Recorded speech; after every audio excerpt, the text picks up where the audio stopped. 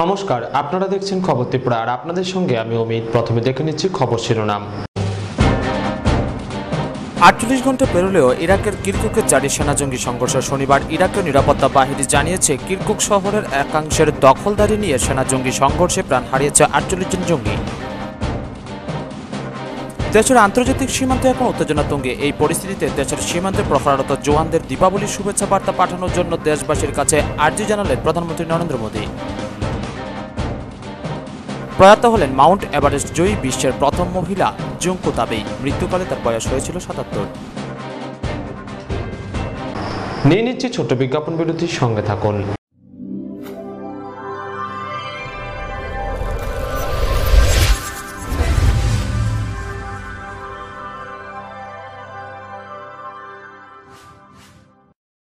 আবার মেতে ওঠার সময় ধানতেরাসের আনন্দে, কারণ এবার ধানতেরাসের স্বর্ণকমল জুয়েলার্স 24শে অক্টোবর থেকে 29শে অক্টোবর পর্যন্ত দিচ্ছে চমক ভরা দারুণ সব অফার।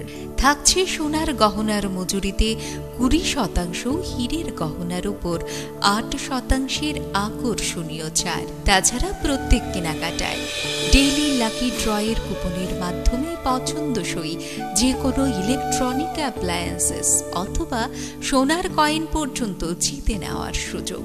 সর্বশেষ লাকি ড্রয়ের মাধ্যমে ভাগ্যবান 3 জন পাবেন স্কুটি। শামিল হন স্বর্ণকমল জুয়েলার্সের ধনবর্ষা উৎসবে। স্বর্ণকমল জুয়েলার্স, আপনার যে আপন।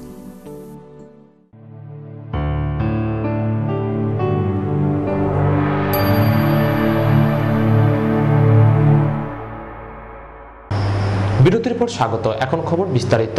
48 ঘন্টা পেরোলেও ইরাকের কিরকুকে জারি সেনা জঙ্গি সংঘর্ষ। শনিবার ইরাকের নিরাপত্তা বাহিনী জানিয়েছে কিরকুক শহরের একাংশের দখলদারি নিয়ে সেনার সঙ্গে সংঘর্ষে প্রাণ হারিয়েছে 48 জন জঙ্গি। 48 ঘন্টা পেরোলেও ইরাকের কিরকুকে জারি সেনা জঙ্গি সংঘর্ষ।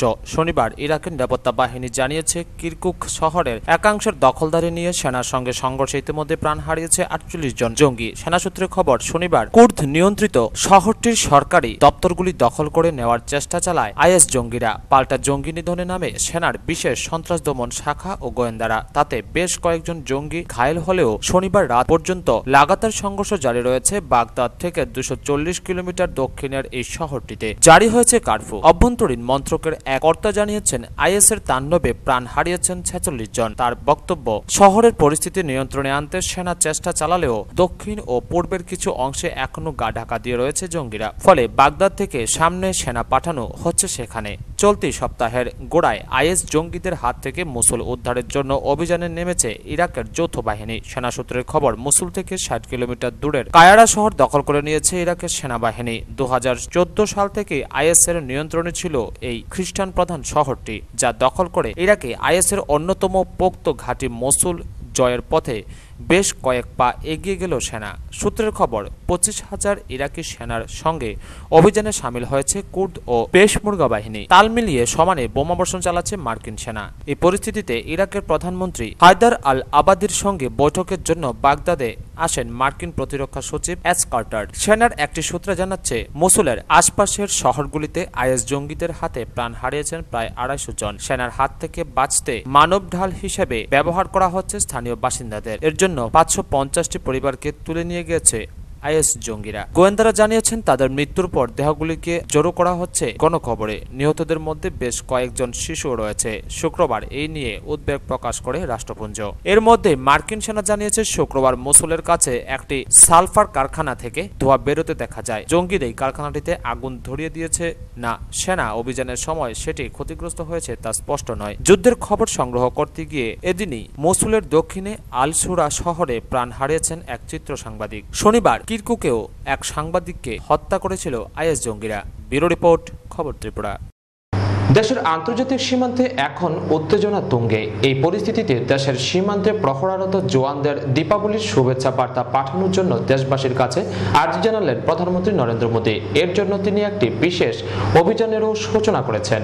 উড়িতে জঙ্গি হামলার নিয়ন্ত্রণ রেখা পেরিয়ে পাক অধিকৃত কাশ্মীরে ঢুকে ভারতীয় সেনার সার্জিক্যাল স্ট্রাইক, তারপর নিয়ন্ত্রণ রেখা ও আন্তর্জাতিক সীমান্তে পাকিস্তানের ধারাবাহিক যুদ্ধবিরতি লঙ্ঘন, সব মিলিয়ে সীমান্তের উত্তেজনা এখন তুঙ্গে। এই পরিস্থিতিতে দেশের সীমান্তে প্রহরারত জওয়ানদের দীপাবলির শুভেচ্ছা বার্তা পাঠানোর জন্য দেশবাসীর কাছে আর্জি জানালেন প্রধানমন্ত্রী নরেন্দ্র মোদী। এজন্য তিনি একটি বিশেষ অভিযানেরও সূচনা করেছেন।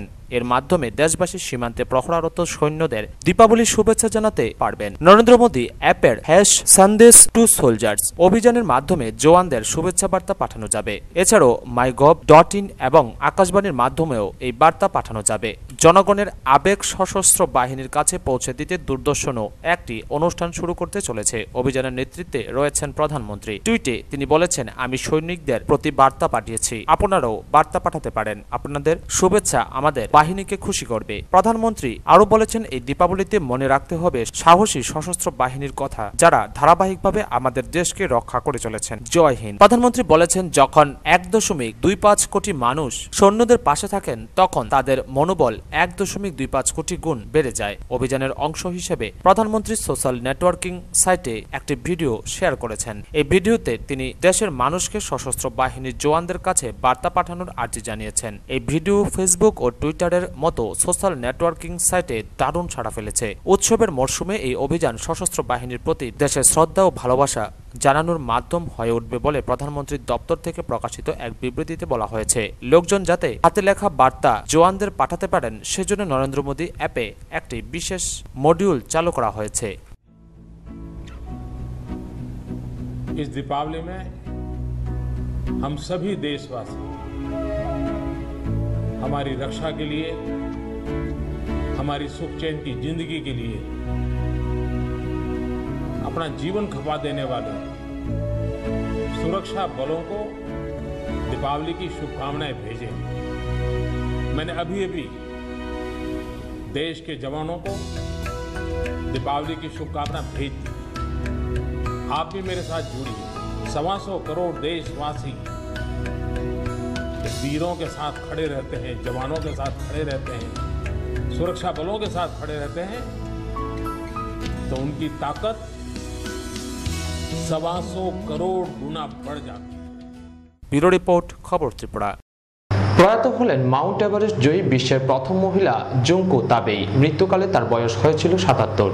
প্রয়াত মাউন্ট এভারেস্ট জয়ী বিশ্বের প্রথম মহিলা জুংকো তাবেই। মৃত্যুকালে তার বয়স হয়েছিল 77। পরিবার সূত্রে খবর, 4 বছর আগে তলপেটে ক্যান্সার ধরা পড়ে এই পর্বতারোহীর জাপানের সাইতামা শহরের একটি হাসপাতালে মৃত্যু হয় তার। 1975-এ 35 বছর বয়সে বিশ্বের প্রথম মহিলা হিসেবে এভারেস্ট জয় করেন জুংকো। 1992-এর মধ্যে সপ্তশৃঙ্গ জয় করেন তিনি। শেষবার মাউন্ট ফুজিতে উঠেছিলেন 2011 সালে। 70-এর দশকে জাপানে একটি প্রচলিত ধারণা ছিল ঘরের বাইরে কাজ করবেন একমাত্র পুরুষরাই, মহিলারা ঘর সংসার সামলাবেন। কিন্তু জুংকো তাবেই সেই প্রচলিত ধারণা ভেঙে দেন। জীবনের বেশিরভাগ সময়টাই পর্বতারোহণে কাটিয়ে দিয়েছেন জুংকো। 70-টিরও বেশি দেশে উচ্চতম শৃঙ্গগুলি জয় করেছেন। তার দর্শন ছিল জীবনকে একেবারে শেষ পর্যন্ত উপভোগ করো। 1969-এ লেডিস ক্লাইম্বিং ক্লাব তৈরি করেন। চিরাচরিত প্রথা ভেঙে মহিলাদের বেরিয়ে আসার পথ দেখিয়েছিলেন এই পর্বতারোহী। 1939-এ জাপানের ফুকুশিমার ছোট পাহাড়ি শহর মিহারুতে জন্মগ্রহণ করেন জুংকো তাবেই। মাউন্ট নাসুতে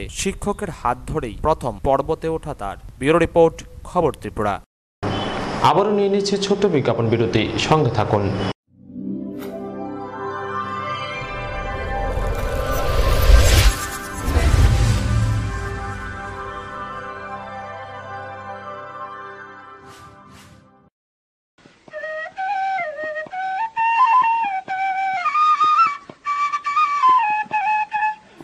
সম্প্রীতি আমাদের চিরন্তন ঐতিহ্য।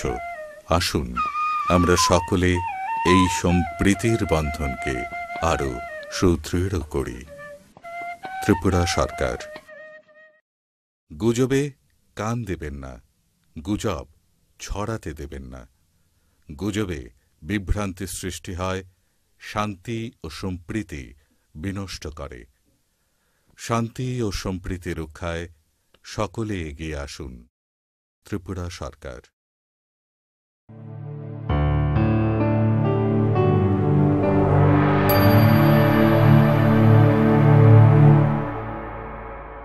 বিরতির পর আবারও স্বাগত। জম্মু কাশ্মীরের কাঠুয়া জেলায় আন্তর্জাতিক সীমান্তে পাক বাহিনীর হামলায় জখম বিএসএফ জওয়ান গুরনাম সিংহের মৃত্যু হয় শনিবার রাতে। আন্তর্জাতিক সীমান্তে জঙ্গিদের অনুপ্রবেশের চেষ্টা ভেস্তে দেওয়ার ক্ষেত্রে গুরুত্বপূর্ণ ভূমিকা নিয়েছিল গুরনাম।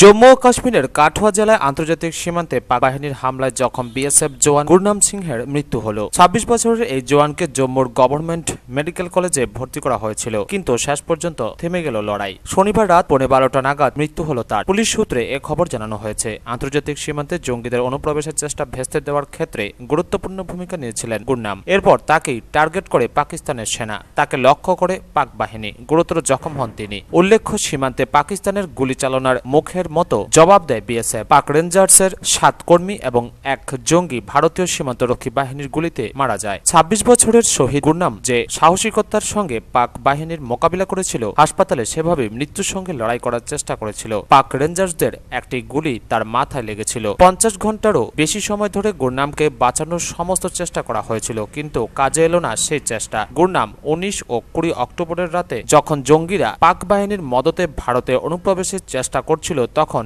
হীরানগর পোস্টে মোতায়েন ছিলেন গুরনাম। গুরনামও তার সঙ্গীদের সতর্ক দৃষ্টির সামনে অনুপ্রবেশের চেষ্টা ভেস্তে যায়। গুরনামের দৃঢ়তা ও সাহসিকতায় তাদের ছক বানচাল হয়ে যাওয়ায় তাকেই টার্গেট করে পাক বাহিনী। 2010-এ বিএসএফ এ যোগ দিয়েছিল গুরনাম। देशवासियों को जिसने उसके लिए दुआ की, पर उसकी दुआ, हमारी दुआ कबूल नहीं हुई और वो देश के लिए कुर्बान हो गया है। हमें बहुत गर्व है कि मेरा भाई देश के लिए शहीद हुआ है। सिर्फ मोदी सरकार से एक ही रिक्वेस्ट है कि उनके बीएसएफ जवानों के लिए केयर की जाए। जिस तरह से मेरा ब्रदर वहाँ पड़ा हुआ था, किसी ने कोई केयर नहीं की। मैं सिर्फ रिक्वेस्ट करती हूँ सरकार से कि मेरे भाई जैसी हालत किसी भी जवान की ना हो। मोदी सरकार से एक ही रिक्वेस्ट है कि बीएसएफ के लिए स्पेशलिस्ट हॉस्पिटल बनाया जाए, उसके लिए पूरा इंतजाम किया जाए। ব্যুরো রিপোর্ট, খবর ত্রিপুরা। তৃণমূল কংগ্রেসের নির্বাচনী কর্মী সভা অনুষ্ঠিত হল খোয়াইতে। 25 খোয়াই বিধানসভা কেন্দ্রের উপনির্বাচনে দলীয় প্রার্থীর হয়ে দলীয় কর্মীদের অক্সিজেন যোগাতে এদিন সভায় উপস্থিত ছিলেন তৃণমূল সর্বভারতীয় সভাপতি তথা সাংসদ মুকুল রায় সহ এক ঝাঁক নেতৃত্বরা। তৃণমূল কংগ্রেসের নির্বাচনী কর্মী সভা অনুষ্ঠিত হল খোয়াইতে। রবিবার উক্ত কর্মী সভাটি অনুষ্ঠিত হয় খোয়াই কোহিনুর কমপ্লেক্সের ত্রিতলে অবস্থিত ময়ূর কলা কেন্দ্রে। 19-এর উপনির্বাচনকে সামনে রেখে আয়োজিত এদিনকার কর্মী সভার প্রধান বক্তা ছিলেন সুদূর পশ্চিম বাংলা থেকে আগত দলের সর্বভারতীয় সভাপতি তথা সাংসদ মুকুল রায়। মূলত দলীয় কর্মীদের অক্সিজেন যোগাতেই এদিনের কর্মী সভার আয়োজন। সবার মঞ্চে মুকুল রায় সহ উপস্থিত ছিলেন তৃণমূল কংগ্রেস নেতা দীপক মজুমদার, অরুণ ভৌমিক, নিতাই চৌধুরী, 25 খোয়াই বিধানসভা কেন্দ্রের তৃণমূল প্রার্থী মনোজ দাস সহ অন্যান্য তৃণমূল নেতৃত্বরা। সর্বভারতীয় তৃণমূল কংগ্রেসের সভাপতি তথা সাংসদ মুকুল রায় ওনার আলোচনায় একদিকে পশ্চিম বাংলার উন্নয়নের দিক তুলে ধরেন, অন্যদিকে 35 বছরের বাম জমানার দুরবস্থার কথাও তথ্যসহ তুলে ধরেন। পাশাপাশি ত্রিপুরা রাজ্যের 24 বছরের বাম জমানায় মানুষ কি পেয়েছেন সে প্রশ্ন ছুড়ে দেন ময়ূর কলা কেন্দ্রে উপস্থিত সমস্ত তৃণমূল কর্মী সমর্থকদের উদ্দেশ্যে। খুঁজে বের করেন হলে উপস্থিত কজন যুবক রয়েছে বেকার অবস্থায়। একই সাথে সর্বভারতীয় তৃণমূল কংগ্রেসের সভাপতি তথা সাংসদ মুকুল রায় স্পষ্টতই জানিয়ে দেন এবারকার উপনির্বাচনে 25 খোয়াই বিধানসভা কেন্দ্রে তৃণমূলের জয় জয়কার হবে, কিন্তু তাতে ত্রিপুরা থেকে বামফ্রন্ট মুছে যাবে না, বরং একটা বার্তা যাবে। মুকুল রায় ওনার আলোচনার শেষ দিকে পশ্চিম বাংলার অতীত এবং বর্তমানে উন্নয়ন এবং কৃষকদের অবস্থা নিয়ে তুলনা করে বিভিন্ন তথ্য তুলে ধরেন।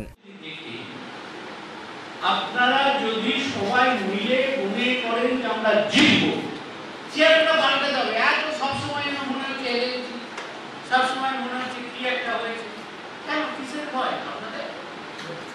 এরা কেউ কেউ কেউ নয়, এরা কেউ দৌড়ও নয়, এরা হচ্ছে হিলে স্বাভাবিকভাবে। আমি আপনাদের বলছি, আপনাদের কাছে তো 24 বছর আছে, আমাদের কাছে তো 35 বছর একটা ছিল। সিপিএমের আতুল ঘর হচ্ছে পশ্চিম বাংলা, সেইটার জন্য শুধু বিদায়িত হয়নি, একদম তাদের চাকরি বাটি সব উঠে গেছে, কিন্তু সিপিএম কোথায় কিছু নাই ওখানে। আপনাদের কাছে হবে না, কেন হবে না? আপনাদের একটু মুখের চেহারাটা পাল্টাতে হবে, ভাবতে হবে আমরা জিততে পারি, তাহলে দেখবেন 4 নম্বর খোয়াই বিধানসভা কেন্দ্রে এই উপনির্বাচন, জানেন এই উপনির্বাচনে যদি কোনো জেতে, তাহলে মানিক সরকার চলে যাবে। আমি জানি যদি এই উপনির্বাচনে আমরা জিতি তাহলে ত্রিপুরায় বামপন্থ সরকারটা চলে যাবে। তবে সর্বভারতীয় তৃণমূল কংগ্রেসের সভাপতি তথা সাংসদ মুকুল রায়ের অক্সিজেনে 25 খোয়াই বিধানসভা কেন্দ্রের তৃণমূল প্রার্থী মনোজ দাস পরিবর্তনের হাওয়া তুলতে পারবেন কিনা তা নিয়েই জনমনে প্রশ্ন উঠতে শুরু করেছে। ব্যুরো রিপোর্ট, খবর ত্রিপুরা। দলের রাজ্য কমিটির সিদ্ধান্ত অনুযায়ী 10 দফা দাবিতে সিপিএম কৈলাসহর মহকুমা কমিটির উদ্যোগে অনুষ্ঠিত হলো এক কনভেনশন। প্রধান বক্তা ছিলেন দলের রাজ্য সম্পাদক বিজন ধর।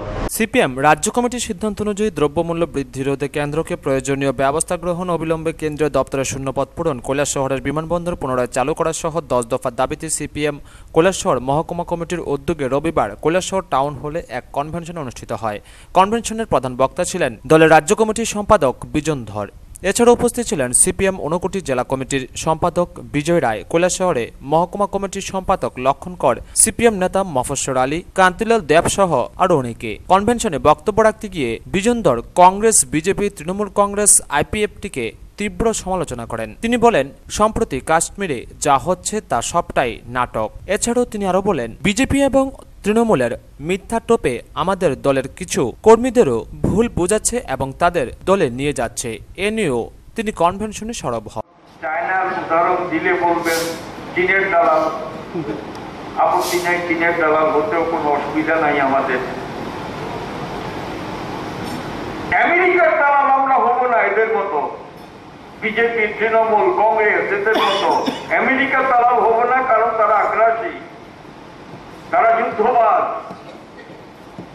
তারা 1945 সালের হিরোশিমা নাগাসাকির বোমা ফেলা থেকে আরম্ভ করে আজকে চীন সাগর নিয়ে যা হচ্ছে, আমাদের প্রতিপক্ষীয়রা কি বিজেপি, কি আপনার তৃণমূল, কি আপনার আইপিএফটি, এই সমস্ত পার্টিগুলো তারা এক হয়ে বিধানসভা 18 সাল এইটার প্রস্তুতিতে একটা হিজিবিজি লাগানো, লন্ডভন্ড কাণ্ড করা, নৈরাজ্য সৃষ্টি করা, এই পরিবেশ তৈরি করছে। ব্যুরো রিপোর্ট, খবর ত্রিপুরা। এখনো অক্সিজেন দিতে হলেও রিপোর্ট সন্তোষজনক। তৃণমূল যুব সভাপতি অভিষেক বন্দ্যোপাধ্যায়ের মেডিকেল বুলেটিনে জানানো হয় বেলভিউ ক্লিনিকের তরফে।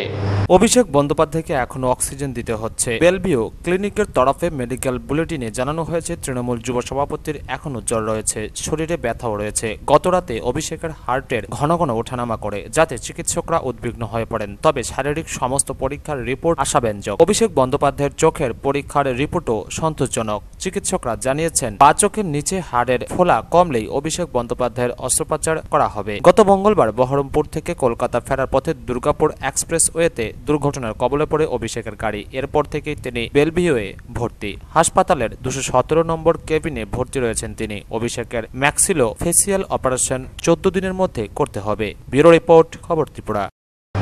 সুষ্ঠু সংস্কার এবং পর্যবেক্ষণের অভাবেই আজ পর্যটকদের উৎসাহে ভাটা পড়তে শুরু করেছে নীরমহল ভ্রমণে। আর এভাবে চলতে থাকলে রয়ে যাবে রুদিজলা, রয়ে যাবে নীরমহল। হয়তোবা পর্যটকদের ভিড় আর পরিলক্ষিত হবে না রাজঘাটে রুদ্রসাগর প্রাঙ্গণে। ত্রিপুরা রাজ্যের একটি অন্যতম পর্যটন কেন্দ্র হচ্ছে মেলাঘরের নীরমহল। রুদিজলার বুকে ভাসমান এই নীরমহলটিকে দেখতে বহু দূর দূরান্ত থেকে মানুষ ছুটে আসেন। বোটে চড়ে রুদিজলার উপর দিয়ে সেই রুদিজলার উপর ভাসমান নীরমহলের মন কাড়া সৌন্দর্য, কিন্তু সে সৌন্দর্য যেন এখন সেইভাবে আকৃষ্ট করে না পর্যটকদের। মেলাঘর পৌর এলাকার বেশ কয়েকটি ক্লাবের দুর্গ প্রতিমা বিসর্জন করা হয় রুদিজলাতে। বিসর্জনের পালা বহুদিন আগেই শেষ হয়ে গেলেও কিন্তু এখনো রুদিজলার বুকে ভাসমান দুর্গ প্রতিমার কাঠামোগুলি। শুধু এটাই নয়, পর্যটকদের বসে নীরমহলের সৌন্দর্য উপভোগ করার জন্য যে রাজঘাটে তৈরি করা হয়েছিল রাজ আমলে, তার চারপাশে ছড়িয়ে ছিটিয়ে রয়েছে বহু নোংরা আবর্জনা এবং রুদিজলার চারপাশে পড়ে রয়েছে বহু নেশা জাতীয় দ্রব্যের বোতল, যা দেখতে পুরোটাই দৃষ্টিকটু। এই সমস্ত চিত্র ফুটে ওঠার পর একটা জিনিস একেবারেই স্পষ্ট যে নীরমহল এবং রুদিজলার সৌন্দর্য রক্ষায় যে কতটা আগ্রহী রুদ্রসাগর উদ্বাস্তু ফিশারম্যান সমবায় সমিতি। সুদূর কলকাতা থেকে আসা পর্যটকরা জানান, নীরমহল খুবই সুন্দর, কিন্তু তার চারপাশের চিত্রটা অন্যরকম, নোংরা আবর্জনায় ভর্তি। তার দিকে নজর দেওয়াটা খুবই জরুরি। কলকাতার শ্যামবাজার অঞ্চল থেকে এসেছি। ত্রিপুরা আসার আমাদের বহুদিনের ইচ্ছা ছিল। আমরা আজকেই শুরু করলাম আমাদের প্রোগ্রাম, নির্মল দিয়ে শুরু হলো। স্থাপত্যটা খুবই ভালো, অসাধারণ ভালো, এবং বিশেষ করে লেকের উপরে একটা স্থাপত্য অসাধারণ। গতকাল আমরা এখানকার মিউজিয়ামটা দেখেছি, সেটাও খুব ভালো, কিন্তু নির্মল অসাধারণ এখন পর্যন্ত যা দেখেছি ত্রিপুরাতে। খেয়া পার হতে গিয়ে যা তার পারিপার্শ্বিক চেহারা দেখলাম, যেটা আরও ট্যুরিস্টদের পক্ষে আরও আকর্ষণীয় করা যেতে পারে। পরিষ্কার পরিচ্ছন্নতা, ট্যুরিস্টদের একটি মানে থাকার জায়গা, বিশ্রামের জায়গা, ফিল্টার ওয়াটার, পানীয় জলের ব্যবস্থা, টয়লেটের ব্যবস্থা, এইগুলো করতে পারলে এখানে আরও বেশি মানুষ আসবে। বিশেষ করে এই নদী, এই যে লেকের পাড়ে যে ময়লা, যত্রতত্র ময়লা, ছাগল গরু চড়ে বেড়াচ্ছে, এইগুলোকে একটু দেখা দরকার। এখানকার যে বর্তমান সরকার আছে, এখানকার সরকার আমি শুনেছি বর্তমান সরকার খুব ভালো কাজই করছে। তো এগুলোর দিকে আরও আমরা কলকাতায় গিয়ে বলবো যাতে মানুষ আরও বেশি এখানে আসতে চায়, আসে, এই কথা আমরা কলকাতায় গিয়ে বলবো। ধারের পরিবেশটা যদি সুন্দর করা যায় তাহলে নির্মহল আরো আকর্ষণীয় উঠবে পর্যটকের কাছে। এই যে চতুর্দিকে নোংরা ফেলা, কচুরি পানা, এটা মনে হয় সৌন্দর্যের পরিপন্থী না। হ্যাঁ, এটা ভালো লাগছে না দেখে। এটা এই দৃশ্যটা মানুষের কাছে গ্রহণযোগ্য হবে না। নির্মহলটায় ঢুকে যতটাই সুন্দর লাগে, কিন্তু পারিপার্শ্বিক জিনিসটা ভালো করলে দর্শক আরও টানতে পারবে। যদি এখানে অন্য কোনো জলাশয় না থাকে, এখানে যদি মূর্তি বিসর্জন করে, তাহলে সরকারের উচিত ইমিডিয়েট ঘাটে লোক রাখা, সঙ্গে সঙ্গে সেটা বিসর্জনের পরেই তুলে নেওয়া। বর্জ্যগুলো তুলে নিলে কি জলটাও তো ভালো থাকে, পরিবেশটাও দূষণ হয়। মানে কলকাতায় যেমন বিসর্জন করতে দেয়। এদিকে জোর গলায় প্রচার করা হয়েছিল 10 কোটি টাকা খরচ করে রুদিজলার জলাশয় খনন করার জন্য এবং জলের নাব্যতা বাড়াবার জন্য নিয়ে আসা হয়েছে ওয়াটার মাস্টার। কিন্তু আজ রুদিজলার এক কোণতে পড়ে আছে 10 কোটি টাকা খরচ করে আনা সেই ওয়াটার মাস্টার। এমনই 4,90,00,000 টাকার বরাদ্দ পাওয়া নির্মহলের চারপাশের রিং রোডের কাজও এখন বন্ধ। কিছুদিন লোক দেখানো তৎপরতার সঙ্গে রিং রোডের কাজ শুরু হলেও তাও ওয়াটার মাস্টারের মতো বন্ধ হয়ে আছে। যদি এইভাবে চলে তাহলে একদিন দেখা যাবে যে মেলা করে রুদিজলাও থাকবে, রুদিজলার উপর নির্মহলও থাকবে, কিন্তু তা দেখার জন্য আর পর্যটকরা ভিড় জমাবে না। টুটন চৌধুরীর রিপোর্ট, খবর ত্রিপুরা। কৃষকের প্রায় এককানি ফসল নষ্ট করল দুর্বৃত্ত। প্রায় 50,000 টাকার ক্ষতির সম্মুখীন দরিদ্র কৃষক পরিবার। থানায় মামলা। ঘটনা কল্যাণপুরের পশ্চিম দ্বারিকাপুরের টিলাবাড়ি গ্রামে। গরিব কৃষক 4 জনের পরিবার, ভরসা একমাত্র কৃষি। এককানি জায়গায় শীতকালীন ফসল হিসেবে লাউ লাগিয়ে সংসারে আয় বহন করবেন, কিন্তু আশায় জল, মাথায় হাত। কল্যাণপুর থানা এলাকার পশ্চিম দ্বারিকাপুর গাঁওসভার খাস কল্যাণপুর টিলাবাড়ি 4 নং ওয়ার্ডে বাড়ি কৃষক হরিপদ দাসের। একই গ্রামে বাড়ি মিঠু বিশ্বাস নামে এক ব্যক্তির কাছ থেকে জায়গা বাগা নেন মিনারানী বিশ্বাস। তার কিছুদিন পর মিনারানী কাছ থেকে জায়গা ছুটিয়ে নেন মিঠু বিশ্বাস। পরে হরিপদ দাসের কাছে বাগা দেন। এরপরই শুরু হয় হরিপদ দাস ও মিনারানী বিশ্বাসের দেবর সুভাষ দাসের মধ্যে ঝগড়া। সুভাষ দাসের অকথ্য গালিগালাজ আর বছরের পর বছর হরিপদের ফসল নষ্ট চলছে নিত্যদিন। আজ থেকে 4 দিন আগে হুমকি দিয়েছিল যে তার লাউ গাছ কেটে দেবে, ফসল ঘরে তুলতে দেবে না। ঠিক শনিবার ভোরবেলা কৃষক হরিপদ জমিতে গেলে দেখে পুরো লাউ ক্ষেতের গুড়ি কেটে দেওয়া হয়েছে। সন্দেহভাজন হিসেবে থানায় লিখিত মামলা রুজু করেছেন হরিপদ দাস। তবে এলাকাবাসীরা জানান, সুভাষ এর আগে একই গ্রামে মোরগের ফার্মেও আগুন লাগিয়ে জেলও কাটে 3 মাস। আমি যখন ক্ষেত কাজ করতেছি, 3-4 দিন আগের কথা, হুমকি দিছে, এমন হুমকি দিছে যে অস্ত্রীর বাসায় যে লাউ তো নিতে পারতো না, খাইতে ফেলাই দিব, মানে খুব অস্ত্রীর ভাষা ব্যবহার করছে। আমার এই কারণে আমার ধারণা হেউ এই কাজটা করছে, আগেও হেউই করছে, কারণ পঞ্চায়েত বারবার তারে সতর্ক করা হয়েছে। এরপরে এই এর আগে কোনো ঘটনা আসেনি আর এই গ্রামে? এর আগে ঘটনা আছে। কি ঘটনা আছে বলতে কিছু মানে 2-4 বছর আগে জেলও কাটছে, মানে এক বেটার পোল্ট্রি ফার্ম ফুরালিছে। এখন দেখার বিষয় পুলিশ কি পদক্ষেপ নেয়। ব্যুরো রিপোর্ট, খবর ত্রিপুরা। আসন্ন দীপাবলি উপলক্ষে কাঠালিয়ার উত্তর মহেশপুর উদয় সংঘ সামাজিক সংস্থা অন্যান্য বছরের ন্যায় এবারও বিভিন্ন কর্মসূচি হাতে নিয়ে এগিয়ে চলছে। আসন্ন দীপাবলি উপলক্ষে কাঠালিয়ার উত্তর মহেশপুর উদয় সংঘ সামাজিক সংস্থা অন্যান্য বছরের ন্যায় এবারও বিভিন্ন কর্মসূচি হাতে নিয়ে এগিয়ে চলছে। তারই কর্মসূচির অঙ্গ হিসেবে রবিবার উদয় সংঘ ক্লাব প্রাঙ্গণে গ্রামের গৃহবধূদের নিয়ে এক আলপনা অঙ্কন প্রতিযোগিতার আয়োজন করা হয়। এতে সময় নির্ধারণ করা হয় মাত্র 30 মিনিট। এতে প্রতিযোগিনী ছিল 14 জন। এছাড়াও সংস্থার হলঘরে শহরে আয়োজন করা হয় 2 শতাধিক স্কুল পড়ুয়া ছাত্রছাত্রীদের নিয়ে বসে আঁকো প্রতিযোগিতা। 4টি গ্রুপে নার্সারি থেকে 10ম শ্রেণীতে পড়ুয়া ছাত্রছাত্রীরা প্রতিযোগিতায় অংশগ্রহণ করে। অনুষ্ঠান চলাকালীন সময়তে সংস্থার সেক্রেটারি মনোরঞ্জন সেন ও সহকারী সেক্রেটারি দ্বয় জানান, শ্যামা মায়ের পুজো উপলক্ষে সংস্থার উদ্যোগে আরও নানা কর্মসূচি রয়েছে।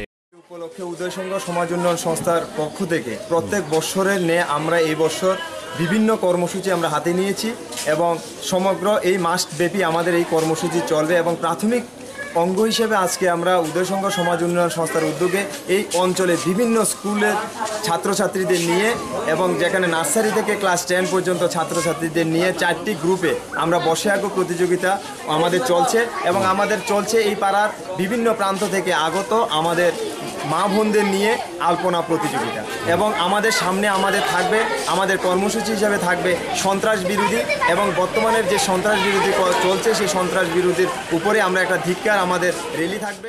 অপরদিকে এদিনেই সকালবেলায় অনুরূপ আরও একটি বসে আঁকো প্রতিযোগিতার আয়োজন করে ধনপুর কালীবাড়ি মন্দির প্রাঙ্গণে। ওখানেও 50 জন নার্সারি পড়ুয়া অংশগ্রহণ করে। উভয় কর্মসূচি ঘিরে দর্শকদের উপস্থিতি ছিল চোখে পড়ার মতো। ব্যুরো রিপোর্ট, খবর ত্রিপুরা। তেলিয়ামুড়া বিবেকানন্দ দ্বাদশ বিদ্যালয়ে শুরু হয় এনএসএস এর বিশেষ শিক্ষা শিবির। অনুষ্ঠানে উপস্থিত ছিলেন বিধায়িকা গৌরীদাস সহ অন্যান্যরা। 7 দিনব্যাপী জাতীয় সেবা প্রকল্পের বার্ষিক প্রশিক্ষণ শিবির অনুষ্ঠিত হয় তেলিয়ামুড়ার বিবেকানন্দ দ্বাদশ শ্রেণী বিদ্যালয়ে। শনিবার এক আনন্দঘন পরিবেশের মধ্য দিয়ে বিদ্যালয়ের রবীন্দ্র মঞ্চে আয়োজিত এনএসএস শিবিরের উদ্বোধন করেন প্রধান শিক্ষক নারায়ণ বসাক। শুধু লেখাপড়া করলেই চলবে না, সমাজের জন্য রাজ্য দেশের প্রতি সামাজিক দায়িত্ববোধ ভালোবাসা থাকতে হবে। প্রতিটি ছাত্রছাত্রীদের উদ্দেশ্যে এই কথাগুলি বলেন বিধায়িকা গৌরীদাস। প্রকল্প আমরা 7 দিনব্যাপী করব, সাফাই অভিযান করব, আমরা বিভিন্নভাবে বিদ্যালয়কে রক্ষা করব, বাগান পরিচর্যা করব, সমস্ত কিছু করব। সেটা প্রতিনিয়ত আমাদের স্মরণ রাখতে হবে। দেশটাকে তোমাদের দেখতে হবে, সমাজটাকে তোমাদের দেখতে হবে। সুন্দর সমাজ, সুন্দর ভারতবর্ষ, সুন্দর ত্রিপুরা গড়তে হবে, কারণ আগামী দিনে তোমরাই দেশের ভবিষ্যৎ। এদিন অনুষ্ঠানে এসডিপিও লাকি চৌহান, বিদ্যালয় পরিচালন সমিতির সভাপতি অশোক দাশগুপ্ত, পুরপিতা সজল দে সহ অন্যান্য অতিথিরাও উপস্থিত ছিলেন। ব্যুরো রিপোর্ট, খবর ত্রিপুরা। রাস্তার কাজ না করেই টাকা গায়েব, এলাকায় ক্ষোভ। ঘটনা চরিলাম আরডি ব্লকের অন্তর্গত বংশীবাড়ি ভিলেজ কমিটি কার্যালয় এলাকায়। রাস্তার কাজ না করিয়ে টাকা হাতিয়ে নেওয়ার অভিযোগ উঠেছে এক এডিসি ভিলেজ কমিটির বিরুদ্ধে। ঘটনা চরিলাম আরডি ব্লকের অন্তর্গত বংশীবাড়ি ভিলেজ কমিটি কার্যালয় এলাকায়। অভিযোগের তীর সচিব, জিআরএস এবং কয়েকজন নেতার বিরুদ্ধে। ঘটনায় ব্যাপক চাঞ্চল্যের সৃষ্টি হয়েছে গোটা বংশীবাড়ি উপজাতি এলাকায়। জানা গেছে এনবিসিসি রাস্তা থেকে বসন্ত দেববর্মার বাড়ি পর্যন্ত 300 মিটার ইটের রাস্তা 1,26,000 টাকা বরাদ্দ হয়। স্থানীয়দের অভিযোগ, কোনো কাজ করা হয়নি ওই রাস্তাটিতে, এক টুকরো মাটিও ফেলা হয়নি। কিন্তু নির্মাণ কাজের সমাপ্তি দেখিয়ে পুরো টাকাটাই আত্মসাৎ করে দিয়েছে ভিলেজ কমিটি কার্যালয় কর্তৃপক্ষ। এ নিয়ে সোচ্চার হয়েছে কংগ্রেস। খবর পেয়ে ছুটে যান চরিলাম ব্লক কংগ্রেসের প্রাক্তন সভাপতি অমল দেবনাথ। এলাকার লোকদের সঙ্গে কথা বলেন। তিনি জানান, কাজের নামে লুটপাট চলছে ভিলেজ কমিটি কার্যালয় কর্তৃপক্ষের মধ্যে। কাজ শুরুর আগেই নির্মাণ কাজের সমাপ্তি দেখিয়ে সাইনবোর্ড টাঙিয়ে দেওয়া হয়েছিল রাস্তার পাশে। ঘটনাটি চাউর হতেই রাতের আধারে এটি খুলে নেওয়া হয়েছে। তিনি বলেন, বিষয়টি মৌখিকভাবে চরিলামের বিডিওর কাছে জানানো হয়েছে। আগামী দিনে মহকুমা শাসক ও জেলা শাসককেও জানানো হবে। কংগ্রেস দলের পক্ষ থেকে তিনি ঘটনার সুষ্ঠু তদন্তক্রমে দোষীদের শাস্তির দাবি জানিয়েছেন। তারা যেভাবে করছে আর কি, এটাতে রাস্তায় করা হয়েছে না। তারা বুটটা রাত্রেবেলা লইয়া গেছে গা, বুটটা লাগাইছিল, এরপর তারা নিচে গা। আমরা বিডিও মহলে গেছে, পরে বিডিও জানাই দিছে বুটটা কি তারাই নিচে, কে নিচে এটা আমরা করতে পারতেছি না। রাস্তা মোটেই কাজ হয়েছে না। এবং জমি নিল বসন্ত দেববর্মার জমি, এখানে নাই। এখানে তারা কোনো কিছু কাজ করছে না? না। ইট টিট লাগাইছে না? না না না। এই জায়গাটার নাম কি? এই জায়গাটার নাম হইল তোমার পঞ্চায়েত অফিস নিচে কইতে আর কি। ব্যুরো রিপোর্ট, খবর ত্রিপুরা। বন দপ্তরের উদ্যোগে কাঠালিয়া রেঞ্জ এলাকায় সোনামুড়া বিলোনিয়া সড়কের দুপাশের জঙ্গলে ঢাকা বন সৃজনের কাজে যুদ্ধকালীন তৎপরতায় আগাছা পরিষ্কারের কাজে উদ্যোগী হয়েছে বন দপ্তর। গত 2 বছর ধরে রাস্তার দুপাশে লাগানো বিভিন্ন প্রজাতির মূল্যবান গাছের হাজার হাজার চারাগুলি লোহার নিরাপত্তা বেষ্টনীর ঘেরাটোপের চতুর্দিকে ঘন জঙ্গল আবদ্ধ থাকায় প্রতিটি চারা গাছ শ্বাসরুদ্ধ অবস্থায় ছিল। প্রকৃতির আলো বাতাসের মুখ দেখেনি গত 2 বছর ধরে। রাস্তায় পথচারী মানুষ আসা যাওয়ার সময়তে হঠাৎ কারোর নজর গেলেই বিশ্রী ভাষায় দপ্তরের এই অমানবিক কাণ্ডকারখানার বিরুদ্ধে ক্ষোভ ব্যক্ত করে অশ্লীল ভাষায় সরকারের বিরুদ্ধে এবং দপ্তরের বিরুদ্ধে গালমন্দ করতে প্রায়ই শোনা যেত। অথচ বন দপ্তরের কাঁঠালিয়া রেঞ্জ এলাকার কর্মীরাও স্বচক্ষে প্রতিনিয়ত দেখে শুনে নির্বিকার থাকত। অনেক সময়তে মানুষ গাছের চারাগুলির দুরবস্থা সম্পর্কে জানতে চাইলে দপ্তরের কর্মীরা বলতো শ্রমিক সংকটের কারণে নাকি জঙ্গল কাটিং করা সম্ভব হচ্ছে না। গত দুদিন ধরে সংবাদ মাধ্যমে বন সৃজনের নামে সরকারি অর্থের অপচয় এই শিরোনামে খবর প্রকাশিত হতেই দেখা গেল 23 অক্টোবর সকাল থেকে যুদ্ধকালীন তৎপরতার সাথে রেঞ্জ এলাকার রাস্তার দুপাশের বহু অর্থের ব্যয়িত গাছের চারা জঙ্গলে ঢাকা অবস্থা থেকে মুক্তি পাচ্ছে। এখন থেকেই সূর্যের আলো বাতাসে ধীরে ধীরে চারাগুলি পুষ্ট হয়ে মাথা তুলে দাঁড়াবে। আর কর্মব্যস্ততার ফাঁকে রেঞ্জার সুধীর সরকার হতচকিত হয়ে বলেন, ভাই, টিএফও, পিসিসিএফ এবং চিফ কনজারভেটর সহ দপ্তরের ঊর্ধ্বতনের যথেষ্ট চাপে আছে। আজই কয়েক গ্রুপে শ্রমিক কাজে যুক্ত করে আগাছা পরিষ্কার করে দিচ্ছি। অপরদিকে দেরিতে হলেও পথচারী মানুষ এই ঘটনা প্রত্যক্ষ করে দপ্তরকে ভূয়সী প্রশংসা করেন। ইমিডিয়েটলি আমি ওই কাজ ধরে লাগছি। আমার রোস্টারের যত জঙ্গরা আছে আমাদের কাঁঠালিয়া রেঞ্জ অফিসার আর রেঞ্জ এরিয়ার থেকে করে মনে পর্যন্ত সমস্ত কাজ আমি গতকালকের থেকেই আমি সাফাই ধরছি। এখন আশা করি গাছ যদিও বৃষ্টি নাই তবে আমার গাছ টিকবো, ভালোই আছে গাছের পজিশন। নজর রাখবেন? হ্যাঁ, নজর রাখতাম গাছের প্রতি। অফিসে স্যারে আমরা যে কাজ করে দিতেছে আজ যা 4-5 দিন কাঠালিয়ার তোর মনে মতো রাস্তার মাথা লাগাইছে। আমরা গোড়া টোড়া দুনিয়া পরিষ্কার করি, জঙ্গল পরিষ্কার করি, আমরা দেখতে আছে। সারটারও দাম হয়েছে, গাছ মোটামুটি ভালো আছে। ব্যুরো রিপোর্ট, খবর ত্রিপুরা। খবর শেষ করার আগে আবারও দেখে নিচ্ছি খবর শিরোনাম। 48 ঘন্টা পেরোলেও ইরাকের কিরকুকে জারি সেনা জঙ্গি সংঘর্ষ। শনিবার ইরাকের নিরাপত্তা বাহিনী জানিয়েছে কিরকুক শহরের একাংশের দখলদারি নিয়ে সেনা জঙ্গি সংঘর্ষে প্রাণ হারিয়েছে 48 জন জঙ্গি। দেশের আন্তর্জাতিক সীমান্তে এখন উত্তেজনা তুঙ্গে। এই পরিস্থিতিতে দেশের সীমান্তে প্রহরারত জওয়ানদের দীপাবলির শুভেচ্ছা বার্তা পাঠানোর জন্য দেশবাসীর কাছে আর্জি জানালেন প্রধানমন্ত্রী নরেন্দ্র মোদী। প্রয়াত হলেন মাউন্ট এভারেস্ট জয়ী বিশ্বের প্রথম মহিলা জুংকু তাবেই। মৃত্যুকালে তার বয়স হয়েছিল 77। সঙ্গে থাকুন, দেখতে থাকুন খবর ত্রিপুরা। নমস্কার।